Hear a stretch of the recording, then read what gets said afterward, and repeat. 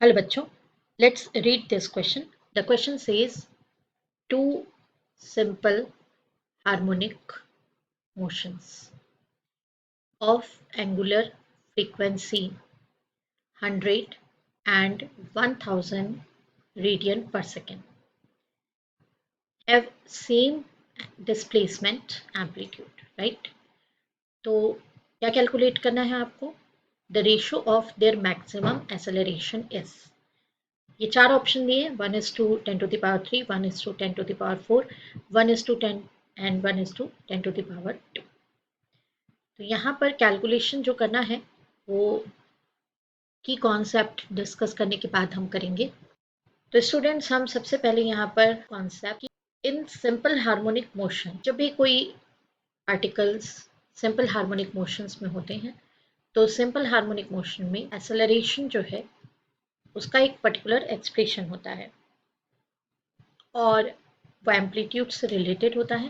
Acceleration equals to minus omega square A, right.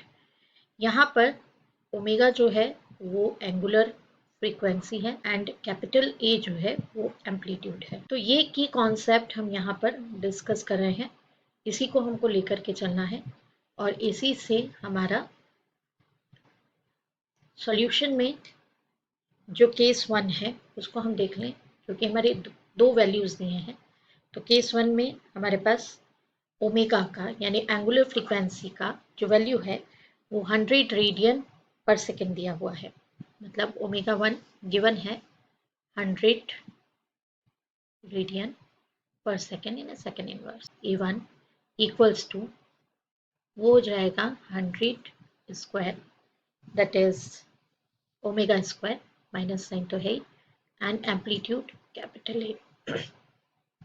Amplitude same given है दोनों ही cases में, इसलिए इसकी वैल्यू ए ही आएगी।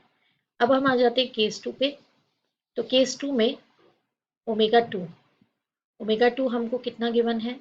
1000 रेडियन पर सेकेंड इनवर्स। तो A2 मतलब एक्सेलरेशन माइनस 1000 स्क्वायर इंटू ए आ जाएगा। तो ये हमारा इक्वेशन नंबर 1 है और ये हमारा इक्वेशन नंबर 2 है। तो दोनों जो इक्वेशंस हमारे पास आ रहे हैं, इन दोनों ही इक्वेशंस का हम रेशो ले लेंगे।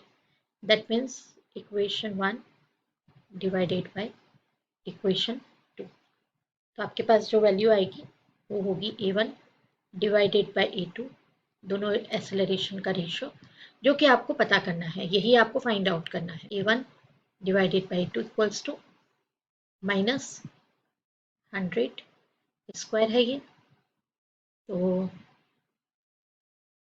into A and then again divided by minus 1000 square into A. अब ये माइनस माइनस तो एडजस्ट हो जाएगा प्लस में, ए टू ए कैंसल्ड, ये आ जाएगा आपका 100 इंटू 100 डिवाइडेड बाय 1000 इंटू 1000।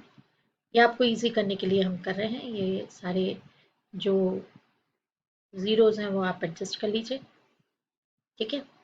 तो यहाँ पर आपके पास क्या रहेगा? 1/100। 1/100 को आप क्या लिख सकते हैं?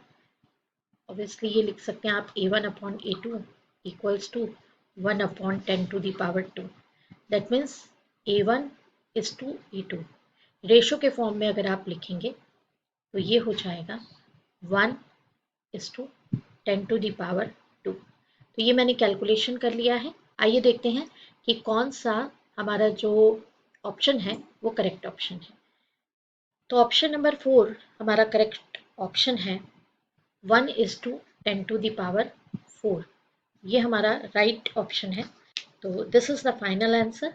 Hope you understood it well. Best of luck.